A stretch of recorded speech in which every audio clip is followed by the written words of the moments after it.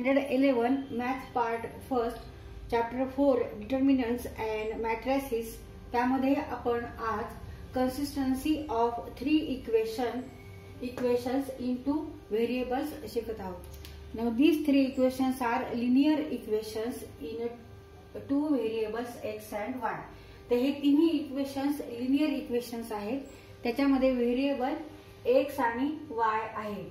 तिथे आपण हे इक्वेशन्स वाचू.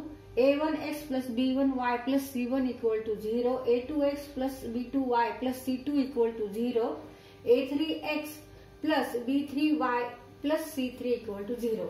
तिथे प्रत्येक इक्वेशन मध्ये xy आहे. तर x and y are two variables in these linear equations. These linear equations are said to be consistent if they have common solution.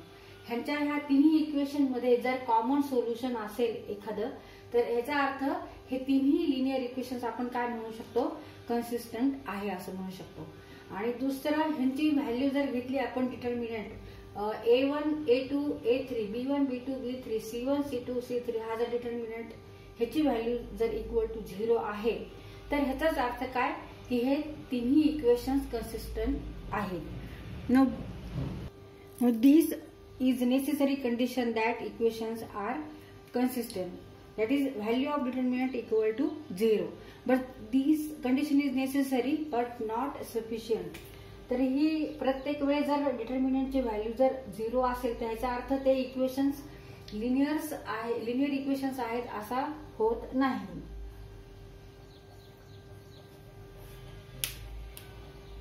But when there is a common solution, then these equations are consistent. म्हणजे जर त्यांच्यामध्ये common solution असेल तर ह्याचा अर्थ ते linear equations आहेत असं आपण म्हणू शकतो. पण जर डिटर्मिनंटची कोणत्याही डिटर्मिनंटची व्हॅल्यू जर 0 असेल तर ह्याच्यावरून आपण असं ठरवू शकत नाही की हे इक्वेशन्स कन्सिस्टन्स आहेत. तर दिस इज नॉट सफिशियंट कंडिशन. म्हणजे व्हॅल्यू तर 0 यायलाच पाहिजे, पण एवढ्यावरून आपण असं नाही ठरवू शकत की इक्वेशन्स आर कन्सिस्टंट. तर ही इन्फॉर्मेशन, ही कंडिशन इज नेसेसरी आहे बट नॉट सफिशियंट. तर आता फॉर एक्झाम्पल आपण बघू. तर हे 3 इक्वेशन्स लिनियर इक्वेशन्स आहेत. 2x plus 2y equal to -2, x plus y equal to -1, 3x plus 3y equal to -5. आता हे कन्सिस्टन्स आहे का नाही त्यासाठी आपण इथे डिटर्मिनंटची व्हॅल्यू घेऊ. आधी आपण हे इक्वेशन परत लिहून काढू. 2x plus 2y plus 2 equal to 0, then x plus y plus 1 equal to 0 and 3x plus 3y plus 5 equal to 0. आता यावर आपण हा डिटर्मिनंट तयार करू. 2 2 2 1 1 1 3 3 5. तर इथे एक्सपान्शन फॉर्म्युला वापरून आपल्याला सॉल्व्ह करायचंय. आता इथे जर आपण बघितलं तर इथे 2 कॉलम हे सारखे आहेत. 2 1 3 2 1 3. आणि आपल्याला डिटर्मिनंटची प्रॉपर्टी माहिती की when there are 2 rows or 2 columns are identical means same, then value of that determinant is 0. तर प्रॉपर्टी वरून आपण असं म्हणू शकतो की ह्याची व्हॅल्यू 0 आहे. आणि एक्सपान्शन फॉर्म्युलावरून आपण व्हॅल्यू काढू शकतो. 2 × 1 × 5 5 -3 × 1 3 -2 1 × 5 5 3 × 1 -3 plus 2 in bracket 1 × 3 3 -3. आता इथे हे सॉल्व्ह करून घेऊ. 2 in bracket 2 -2 2 plus 2 × 0. तर हे 0च आहे. आता इथे 4 - 4 equal to 4 - 4 equal to 0. म्हणजे एक्सपान्शन फॉर्म्युलावरून सुद्धा 0 येते. आणि प्रॉपर्टी ऑफ डिटर्मिनंट जर आपण इथे वापरली 2 columns are identical because C1 equal to C2. First column and second column हा सेम आहे, त्याच्यामुळे ह्याची व्हॅल्यू 0च येणार आहे. आणि एक्सपान्शन फॉर्म्युलावरून जरी आपण काढलं तरी 0 येते. तर इथे डिटर्मिनंटची व्हॅल्यू जरी 0 आली तरी हे इक्वेशन्स कन्सिस्टन्स नाहीत, कारण ह्यांच्यामध्ये कोणतेही कॉमन सोल्युशन नाही. Equation have no common solution. जरी व्हॅल्यू जरी 0 आली, डिटर्मिनंटची व्हॅल्यू जरी 0 आली आणि त्या कंडिशन वरून सुद्धा आपण असं म्हणू शकतो की दीज इक्वेशन आर कन्सिस्टंट. पण सोल्युशन हे कॉमन नसल्यामुळे these equations are not consistent.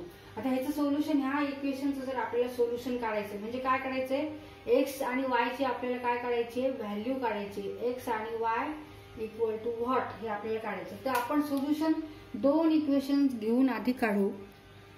आता इथे हे इक्वेशन आणि हे इक्वेशन आपण सॉल्व्ह करतो. 2x + 2y = -2 and x + y = -1. जसं आपण सायमल्टेनियस इक्वेशन सॉल्व्ह करतो त्या पद्धतीनेच इथे आपण सॉल्व्ह करू. इथे आपण सेकंड इक्वेशनला 2 ने मल्टिप्लाय करू आणि फर्स्ट इक्वेशनला 1 ने मल्टिप्लाय करू. म्हणजे इक्वेशन काय येणार आहे, 2x + 2y = -2 and 2x + 2y = -2. आता इथे सबट्रॅक्शन करू, ह्या दोन इक्वेशन मध्ये सबट्रॅक्शन करू. मग इथे मायनस साइन प्लस तर इथे मायनस होणार आहे, मायनस तर इथे प्लस होणार आहे. मग 2x - 2x 0 येणार आहे. 2y - 2y परत 0 आणि नंतर इथे परत 0. म्हणजे इथे x आणि y ची व्हॅल्यू आपल्याला काढताच नाही आलेली. म्हणजे there is no any solution, common solution. आता आपण इथे सेकंड आणि थर्ड इक्वेशन घेऊन सॉल्व्ह करू. x + y = -1, 3x + 3y = -5. आता 3 ने मल्टिप्लाय करू फर्स्ट इक्वेशनला आणि सेकंड इक्वेशनला 1 ने मल्टिप्लाय करू. 3x + 3y - 3 and 3x + 3y = -5. आता सबट्रॅक्शन घेऊ, याच्यामध्ये साइन बदलतील. आता 3x - 3x 0, 3y - 3y 0. आता इथे जरी 2 आन्सर आलं तरी ते सोल्युशन नाहीच आहे. एक्स आणि x equal to what and y equal to what काहीच किंमत निघत नाही, काहीच व्हॅल्यू निघत नाही. There is no any common solution. Common solution म्हणजे काय की कॉमन सोल्युशन म्हणजे जे आपण त्या किमती जर तिन्ही इक्वेशन मध्ये जर आपण त्या ठेवल्या तर ते इक्वेशन सॅटिस्फाय झालं पाहिजे. म्हणजे जर एक्स ची व्हॅल्यू समजा आपण इक्वल टू 0 घेतली, वाय ची व्हॅल्यू 0 घेतली सपोज, आणि या तिन्ही इक्वेशन मध्ये आपण 0 0 ठेवलं तर पहिले 0 आन्सर 0 अँड इक्वल टू -2. ह्याला काहीच अर्थ नाहीये. परत इथे ह्या इक्वेशन मध्ये 0 + 0 इक्वल टू -1, ह्यालाही काही अर्थ नाहीये. मग 0 + 0, 3 × 0 0, 3 × 0 0 इक्वल टू -5, ह्यालाही काही अर्थ नाही. समजा x = 1 आणि y = 1, तर असं कोणतंच कॉमन सोल्युशन नाहीये की जे सॅटिस्फाय करेल तिन्ही इक्वेशन्सला. त्यामुळे इथे आपण असं लिहू शकतो की there is no any common solution. Therefore these equations are not consistent. जरी त्यांची व्हॅल्यू डिटर्मिनंटची आपण जरी व्हॅल्यू काढली तरी त्यांच्यामध्ये कॉमन सोल्युशन नाहीये. आता इथे हे इक्वेशन बघा, 2x + 2y = -2 आणि x + y = -1. आता फक्त आपण ह्या इक्वेशनला 2 ने मल्टिप्लाय केल्यावर हे इक्वेशन येणार आहे. म्हणजे हे रेशो मध्ये आहेत दोन्ही, त्याच्यामुळे दोन्ही आयडेंटिकल आले आणि त्यामुळे व्हॅल्यू इक्वल टू 0. तर कोणतेही 3 लिनियर इक्वेशन्स हे कन्सिस्टन्स आहेत, त्यांच्यामध्ये कन्सिस्टन्सी आहे हे केव्हा म्हणणार आपण, जरी त्यांची व्हॅल्यू डिटर्मिनंटची 0 असली तरी this is not a sufficient condition, sufficient information. तो अजून काय इन्फॉर्मेशन पाहिजे आपल्याला, त्यांच्यामध्ये कॉमन सोल्युशन पाहिजे, तेव्हाच आपण लिनियर इक्वेशन्सला त्या लिनियर इक्वेशन्स मध्ये कन्सिस्टन्सी आहे असं आपण म्हणू शकतो. फक्त व्हॅल्यू डिटर्मिनंटची 0 आली याचा अर्थ ते तिन्ही इक्वेशन्स कन्सिस्टन्स आहेत असा त्याचा अर्थ होणार नाहीये.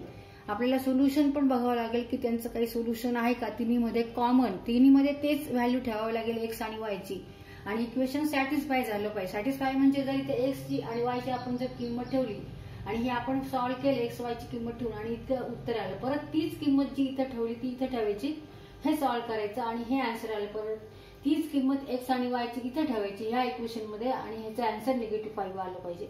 म्हणजेच ह्याचा अर्थ कॉमन सोल्युशन आहे एक्स आणि वाय या तिन्ही इक्वेशन मध्ये, तेव्हाच ते तिन्ही इक्वेशन्स हे कन्सिस्टन्स आहेत असं आपण म्हणू शकतो.